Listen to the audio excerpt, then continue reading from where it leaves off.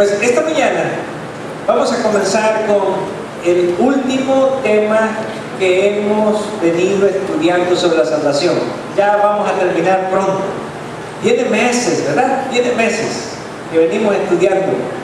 Y hemos hablado de los 7 pasos de la salvación. Yo siempre lo repito porque quiero que no se les olvide, ¿verdad? El primero, pues,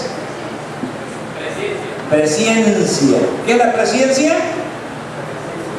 El conocimiento que Dios tiene de todos nosotros anticipado. Antes que nosotros naciéramos, ya Dios te dice, ya nos conocía.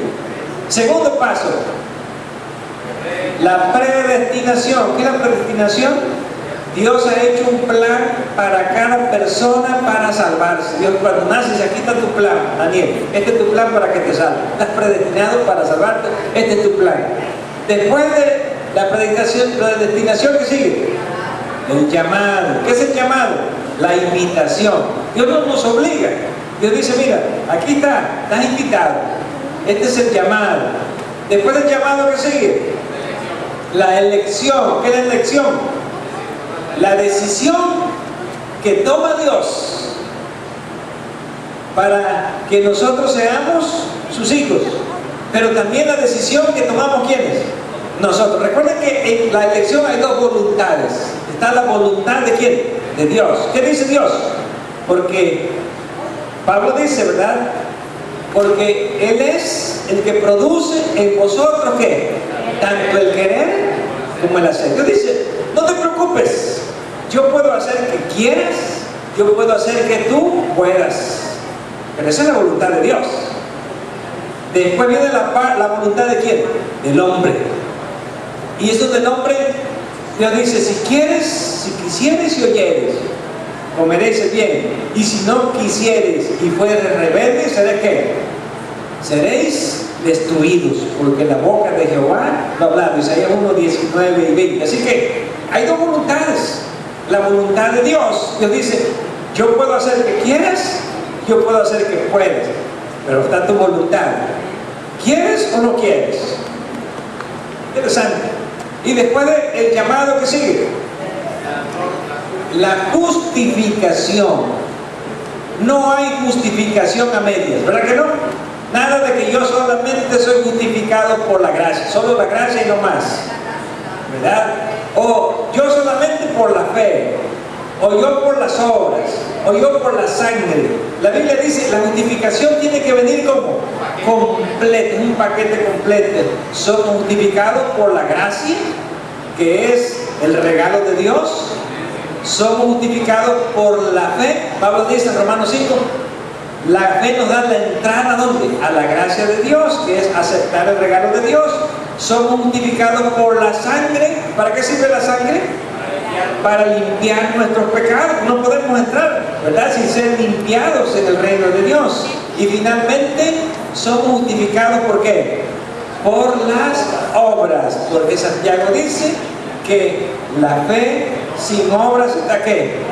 Está muerta, ¿verdad? Es como un cuerpo. Santiago dice, es un cuerpo sin espíritu. ¿Para qué sirve un cuerpo sin espíritu? Interesante. Y entonces después de la justificación viene la santificación. ¿Qué es la santificación? La santificación es, yo puedo tener la presencia de Dios en mi vida, ¿sí? La santificación es, yo puedo tener una relación ¿con quién? Con Dios. La santificación significa, yo me puedo llevar bien con Dios aquí en la tierra, y si me puedo llevar bien con Dios aquí, me voy a llevar bien con Dios ¿dónde? En el cielo. Por eso, ¿verdad? Pablo dice, allí en Hebreos 12, 14, seguid la paz con todos y la santidad sin la cual nadie verá a quién. Nadie verá al Señor. Y 1 Pedro 1 nos dice, sed santos porque yo soy santo. Así que el primer concepto de santificación es, ¿cómo puedo yo alcanzar la santificación? Si la presencia de Dios puede estar en mi vida, yo puedo ser santo. Si yo puedo tener una buena comunicación con Dios y entenderme bien con Dios, entonces yo soy ¿qué? Yo soy santo. Si yo no me puedo entender bien con Dios, no estoy en el camino de la santificación. También dijimos que la santificación no es una obra humana, es una obra ¿de quién? Del Espíritu Santo. El Espíritu Santo es el que nos santifica. También dijimos que la santificación tiene dos partes. Somos declarados santos y somos llamados a ser santos. 1 Corintios 1:2, ¿verdad? Nos dice: a los santificados en Cristo Jesús, llamados a ser santos.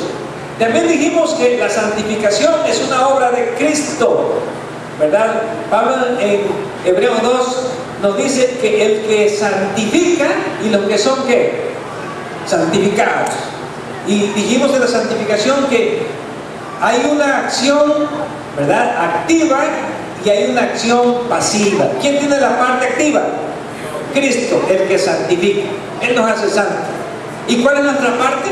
Interesantemente, nuestra parte es una parte pasiva. Los que somos santificados, como decir, deja solamente que Dios te santifique. Déjate santificar, no te pongas rebelde. Solamente permite que Dios ¿qué? Obre la santificación en tu vida. Y finalmente hablamos de lo más difícil, la santificación de la carne. Tema que vimos el último sábado. ¿Recuerdan? ¿Qué es la santificación de la carne? Bueno, la carne no se sujeta ¿a qué? A la ley de Dios. La carne no se sujeta a los designios de Dios. La carne siempre está peleando contra el Espíritu. Pero aquellos que somos hijos de Dios, ¿verdad?, ya no tenemos problemas con la carne. ¿Qué pasa con los hijos de Dios? Romanos 8 nos dice: ninguna condenación hay ¿para quién? Para los que están en Cristo Jesús, los que no andan conforme a la carne, sino conforme al Espíritu. La carne nunca se va a quitar de nuestra vida mientras estemos en este mundo. Ahí la vamos a tener. Pero Romanos 8 nos dice que el Espíritu puede mantener bajo sujeción a la carne, para que hagáis la voluntad de Dios. Así que la parte más difícil es esa. La parte más difícil es que la sujeción de la carne, que nuestra carne esté en armonía con la voluntad de Dios. Y hoy vamos a entrar al último tema, que se llama glorificación. ¿Qué es la glorificación? ¿Saben que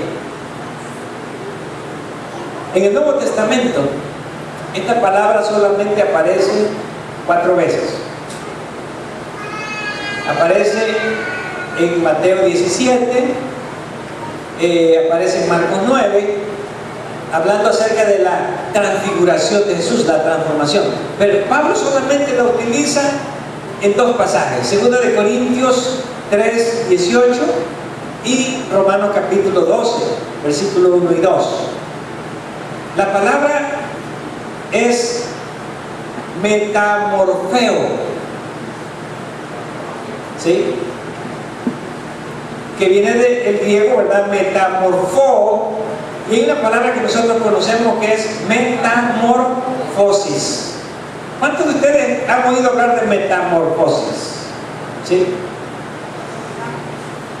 Hay animales, hay ciertos animales que sufren metamorfosis. ¿Sí? Díganme un animal que sufre metamorfosis. Los gusanos. ¿Sí? ¿A cuántos de ustedes les gustan los gusanos? ¿Cuántos de ustedes han comido gusanos? Digo, porque hay gente que se los ha comido. ¿Sí? Bueno, los gusanos, cuanto más feos sean, y más grandes, y más horribles, se transforman ¿en qué? ¿Saben que las mariposas más hermosas vienen de los gusanos más horripilantes? Ahora, Pablo utiliza la palabra metamorfo, ¿sí?, y la aplica solamente en 2 pasajes en todas sus epístolas. Algo horripilante se puede transformar en algo hermoso, ¿sí o no? Y tenemos ahí, ¿verdad?, el ejemplo más conocido, un gusano horrible que se transforma en ¿qué? En una hermosa mariposa. Los gusanos más horripilantes se transforman en las mariposas más hermosas. ¿Qué nos puede enseñar esto espiritualmente? ¿Será que el hombre más malo, el hombre más complicado, el hombre más difícil, el hombre más renuente, el hombre más rebelde, se puede convertir en lo más hermoso y lo más bello?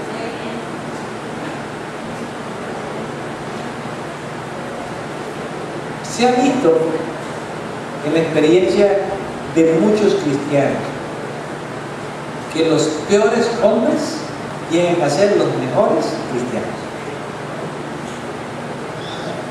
Los peores hombres, cuando se convierten a Cristo Jesús y sufren la metamorfosis, vienen a ser ¿qué? Los mejores cristianos. Un ejemplo bíblico lo tenemos en ¿quién? En Pablo. Bueno, cuando Pablo habla de él, lo que él era antes y lo que él llegó a ser después. Así que si usted quiere tener un buen cristiano, busque a los peores, ¿sí? Busque a los peores. Son difíciles, pero cuando se transforman, llegan a ser los mejores cristianos. Ahora, hay dos transformaciones. Hay una transformación presente y una transformación futura. Nadie puede ser cristiano si no es transformado. Eso es lo que dice la Escritura. Y vamos a verlo en este tema. Nadie puede ser cristiano si no es ¿qué? Si no es transformado. En otras palabras, yo no puedo decirle a Jesús: yo quiero entrar en el cielo así como soy. Sí, me quiero salvar, pero me quiero salvar ¿qué? Así como soy, a mi manera. No necesito ningún cambio ni quiero ningún cambio. Ahora, la transformación, ¿de qué manera ocurre? Vamos a ver 2 de Corintios, capítulo 3, versículo 17 y 18. ¿De qué manera ocurre la transformación? Dice 2 Corintios 3, 17 y 18. Porque el Señor es ¿qué? Es el Espíritu. ¿Qué significa esto? Algunos han dicho que el Espíritu Santo y Cristo son la misma persona. No, este pasaje está diciendo, ¿verdad?, que el Espíritu Santo y Cristo son una sola cosa, una misma cosa. Así como Jesús decía, el Padre y yo somos ¿qué? Una misma cosa. ¿Qué quiere decir? Que hay una unidad inseparable en las personas. O sea, están unidos de tal manera que no se pueden hacer distinciones, ¿sí? Ahora, Pablo hace una declaración y dice: y donde está ¿qué? El Espíritu del Señor, allí hay libertad. Me gusta esta declaración porque está relacionada con la metamorfosis. ¿Qué es la libertad? Jesús dijo: y conoceréis, Juan 8, ¿verdad? ¿Conoceréis qué? La verdad, y la verdad os hará libres. Cuando el Espíritu de Dios está morando en el corazón de una persona, ¿se siente libre o no se siente libre? ¿De qué se siente libre? Díganme. Miren, hay muchas cosas en las que nos libera el Espíritu Santo. El Espíritu Santo, y son cosas que la Biblia presenta, por ejemplo, dice, nos libera de una mala conciencia. Una conciencia culpable, ¿pesa o no pesa? Sí, nos hace libre una mala conciencia. El Espíritu Santo nos libera de malos sentimientos. Esta mañana hablamos bastante en la escuela sabática. Sí, nos hace libre. Cuando uno tiene malos sentimientos, ¿cómo se siente uno? ¿Cómo se siente uno?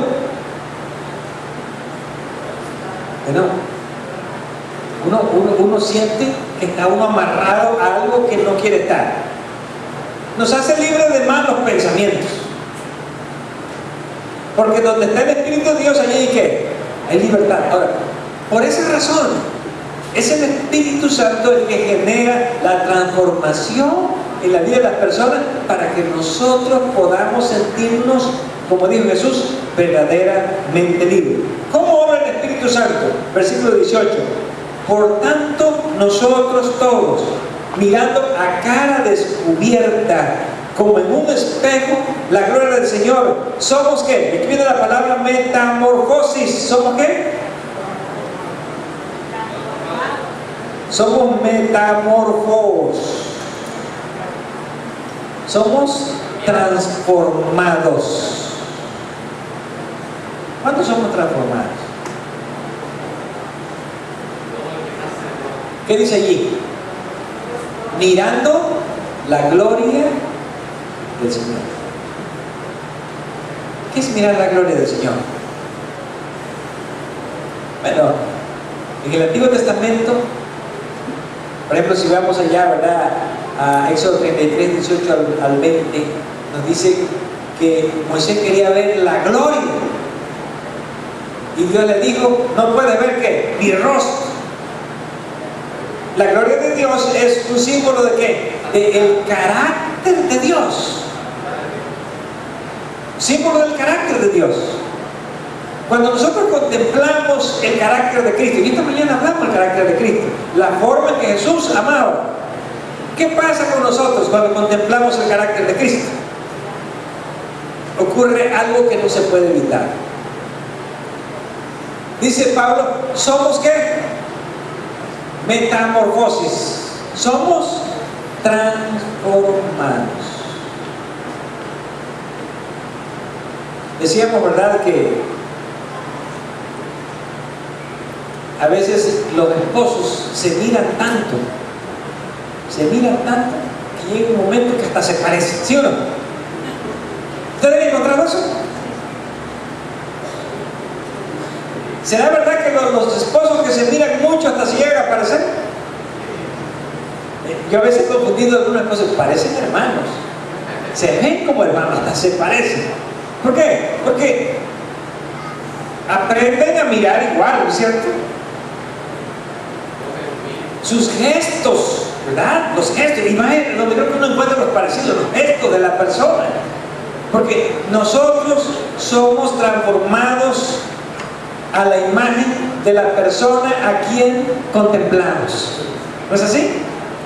Así que si usted contempla a alguien y lo contempla, al rato se va a ¿qué?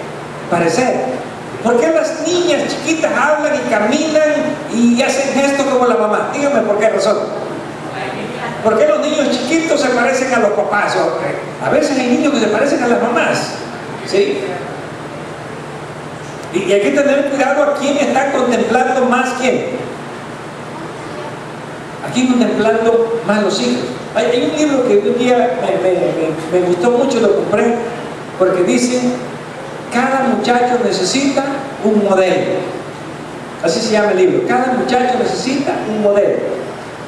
Y una de las cosas interesantes es que nosotros modelamos para otras personas, ¿sí o no? Modelamos para los demás. Si yo soy un pastor, estoy modelando ¿para quién? Para los miembros de iglesia. Y yo como pastor debo tratar de reflejar ¿cuál imagen? ¿La mía o la imagen de Cristo? Si yo soy un anciano de iglesia, estoy modelando para los hermanos de la iglesia. Soy un modelo. Si yo soy un padre de familia, una madre de familia, ¿qué soy? Soy un modelo, ¿no es así? Por eso Pablo dice, hay una ley que se llama la ley de la contemplación. La ley de la contemplación es la ley de la transformación. Cuanto más contemples a una persona, te vas a parecer más a esa persona a quien tú contemplas. Y dice aquí, ¿verdad? Eso es metamorfosis. Vas cambiando, no te das cuenta, pero vas cambiando. Y te vas pareciendo a esa persona a quien tú admiras, esa persona a quien tú miras, ¿verdad? Pero Pablo dice, vamos siendo transformados, no de un momento a otro, sino ¿cómo? De gloria en gloria. ¿Qué significa eso? Fíjense, la gloria de Dios está como a... ¿Alguna vez usted ha subido? ¿No usted ha subido a una cascada que tenga más de 900 escalones? ¿Ha subido a una pirámide que tenga más de 900 escalones? ¿Sí? A ver, ¿alguien puede recordar cuál es el lugar que ha escalado así, escalón por escalón? Secoya. ¿Saben que allá en Colombia hay un peñasco grandísimo? Que yo creo que tiene casi, yo no recuerdo exactamente, pero es un peñasco, es una sola peña. Y uno va subiendo, ¿verdad? Por puros escaloncitos. Y cuando uno está ahí arriba y ve hacia abajo, uno se da cuenta que está bien alto. Pero uno llega hasta una altura, escalón por escalón. ¿A cuántos escalones está la gloria perfecta de Dios? Díganme.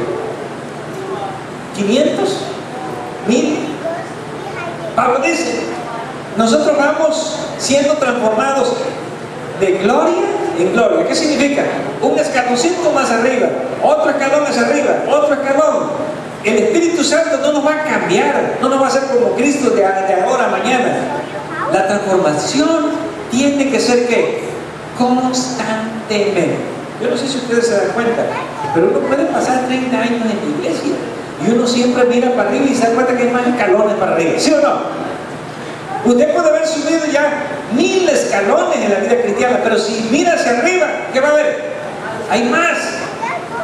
Yo tengo más de 50 años en la iglesia y miro para arriba y yo no había visto que había tantos todavía. Yo pensé que así iban a acabar pronto.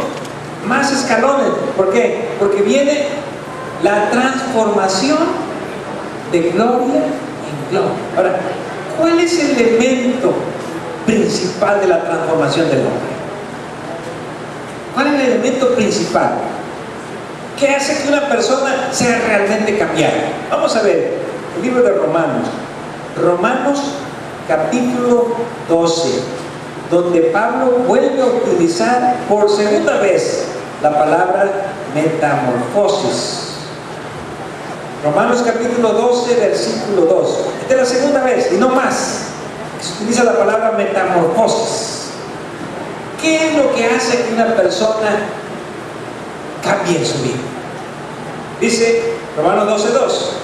No os conforméis a este siglo, sino que transformaos, metamorfosis, ¿por medio de qué?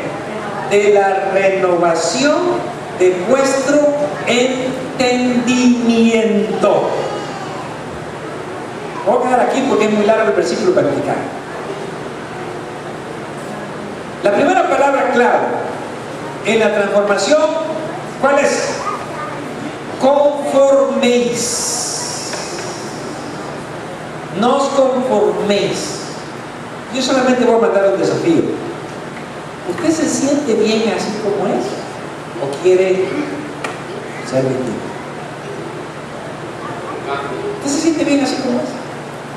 ¿Usted piensa que ya alcanzó lo que iba a alcanzar? Como decimos, ¿usted cree que ya dio lo que iba a dar? Quiero que todos escuchen esto. ¿Estamos todos despiertos? Si alguien no está despierto, despiértelo, porque esto es importante. Este versículo es importante. En primer lugar, si usted está conforme con lo que ya es, ¿qué pasa? Ya no va a ir más adelante. No va a haber más transformación en su vida. Pero cuando yo me miro a mí mismo y digo, ¿a mí qué? ¿Qué me falta? Yo no he llegado donde debería de llegar. Yo me quedé por aquí parado en un escalón y aquí estoy parado y no avanzo. Pablo dice, el primer elemento de la transformación que es no conformarse con lo que uno es. A veces los cristianos nos volvemos conformistas, ¿no es así? Y hasta decimos, yo así soy y nadie me va a ¿qué? Nadie me va a hacer metamorfosis. No voy a cambiar. Así soy, no voy a cambiar. Hay ciertas cosas que no podemos cambiar. Por ejemplo, no podemos cambiar la personalidad, ¿verdad que no? La personalidad no se puede cambiar, así que de eso no se preocupe. Pablo habla después de eso. Pero hay algo que sí se puede cambiar, ¿qué es? El carácter. ¿Qué es el carácter? nuestra manera de ser. No confundamos, personalidad es una cosa, carácter ¿qué? Es otra cosa. La personalidad nunca la vamos a cambiar. No podemos hacer que Román sea diferente a como es, ¿verdad? Pero sí podemos hacer que Román se comporte diferente a como se comporta. Pues entonces se porta bien. Yo solo usé de ejemplo, Román. No vayas a pensar que estoy diciendo cosas. Un ejemplo, ¿sí? Pero vos sabés, hermano Fernando, no podemos cambiar, hermano Fernando, como es su personalidad, ¿verdad que no? Pero sí podemos cambiar ¿qué? El carácter. ¿Qué es el carácter? Nuestra manera de comportarnos. Ahora, ¿cómo se transforma una persona? Aquí viene la parte clave. Pablo dice, la metamorfosis significa renovación ¿de qué? A ver, ¿de qué? La renovación de vuestro entendimiento.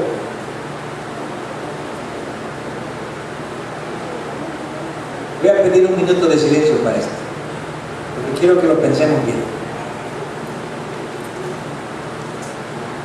¿Qué significa renovar vuestro entendimiento?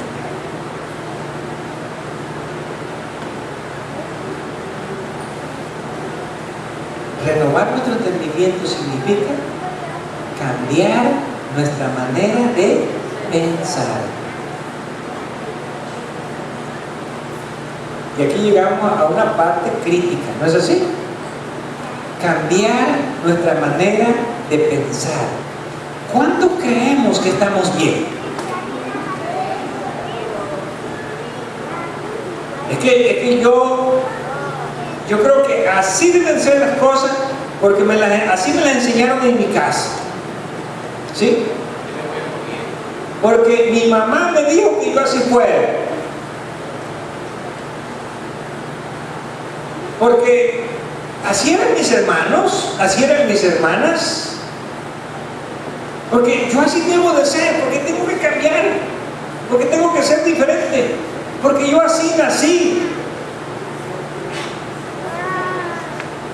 Ahora, lo más difícil para Dios, lo voy a poner así, para Dios, no imposible, es cambiarle a una persona que su forma de pensar. Si pudiéramos cambiar la forma de pensar de muchos hermanos, imagínense qué haríamos. Piense que usted tenga una computadora, ¿verdad? Y entonces le dicen, ahora vas a formatear, te vas a poner a ¿sabes qué formatear, verdad? ¿Qué es formatear? ¿Qué es el format? Hacer un format, borrar toda la información que hay en una memoria, ¿sí? Toda la información que hay en un procesador, en un disco duro, eso es formatear. Qué bonito sería, ¿verdad? Que cuando uno entra a la iglesia dijeran, a ver, pásale tu disco duro ahí al primer anciano o al pastor que te lo va a formatear, ¿sí? Ahora, Pablo dice, hay cosas que nosotros necesitamos borrar, y para poder borrar necesitamos renovar ¿qué? Nuestro entendimiento. Para mí esto es serio, porque es probable que yo he estado haciendo cosas por 50 años y que yo me aferro a que están bien, y que también Dios me está diciendo, ¿están qué? Están mal. Necesitas renovar tu forma de pensar, tu forma de ver las cosas. Y alguien dice, bueno, ¿a qué? ¿A qué me voy a renovar? Bueno, aquí está la respuesta. La última parte del versículo dice, ¿para qué necesitamos renovar nuestro entendimiento? Versículo 2. ¿Para qué? Para que comprobéis cuál sea ¿qué?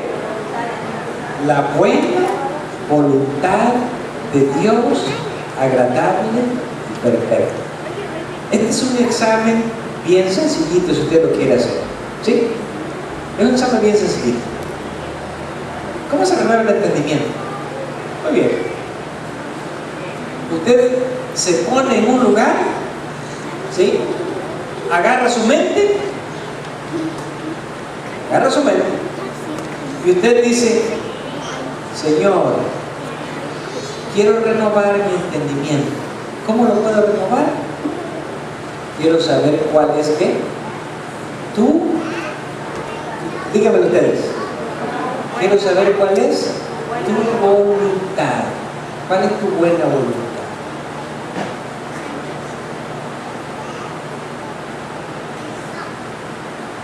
En la vida hay dos voluntades. La voluntad mía y la voluntad de ¿quién? La voluntad de Dios. ¿Puedo distinguir yo entre mi voluntad y la voluntad de Dios o no se puede distinguir? ¿Qué piensan? ¿Se puede o no se puede? ¿Es complicado? ¿Es complejo? No, yo creo que mire, no es nada complicado saber hasta dónde llega mi voluntad y dónde empieza la voluntad de Dios. No es complicado poner una línea. Esta es mi voluntad, esta es la voluntad de Dios. Ahora, cuando nosotros ponemos las dos cosas juntas, tomamos una decisión. ¿Cómo voy a hacer las cosas? ¿Las voy a hacer a mi voluntad o quiero conocer la buena voluntad de Dios? Pablo le pone dos calificativos: agradable y ¿qué? Y perfecta. ¿Qué significa? Que si yo hago la voluntad de Dios, ¿cómo voy a sentir? Me voy a sentir bien. Y me voy a sentir que estoy haciendo las cosas de la mejor manera, agradable y perfecta. Así que, en resumen, vamos a cerrar, y si nos olvidamos de todo, no nos olvidemos de esto. ¿Cuál es el resumen? La glorificación, ¿qué significa? Transformación. Eso es glorificación. Hay una que ya se comienza aquí y es la que estamos hablando ahora. De la futura vamos a hablar después. Pero estamos hablando de la transformación que presente. ¿Qué es glorificación? Dígame en griego. A ver, ¿quién me lo dice en griego? Metamorfosis. Glorificación se llama metamorfosis. Eso es glorificación. Y la metamorfosis contempla dos cosas. En primer lugar, ¿qué? Yo no me conformo con lo que soy. Yo no me conformo con lo que soy. Usted está conforme, yo no estoy conforme. Yo quiero ser mejor. Yo quiero subir un escalón con muchos más. Y en segundo lugar, la transformación, para que haya una metamorfosis, no es ponerse más bello por fuera, ¿verdad? Ni pintarse el pelo, ¿no? Ni chapearse, ni estirarse. No es eso. Tampoco la transformación es cambiar la personalidad. Tampoco es eso. La transformación, ¿en qué consiste? ¿Cambiar qué? Vuestro entendimiento. Hay cosas que necesitamos entenderlas de una manera distinta. Cambiar nuestra manera de pensar. Yo termino preguntando: ¿usted cree que tiene algo que necesita cambiar en su forma de pensar? ¿Cómo lo vamos a cambiar? Conociendo ¿qué dijimos? La buena voluntad de Dios, agradable y perfecta. Cuando yo le digo a Dios: Señor, enséñame tu voluntad, muéstrame tu voluntad, entonces ya entré en el proceso de la metamorfosis.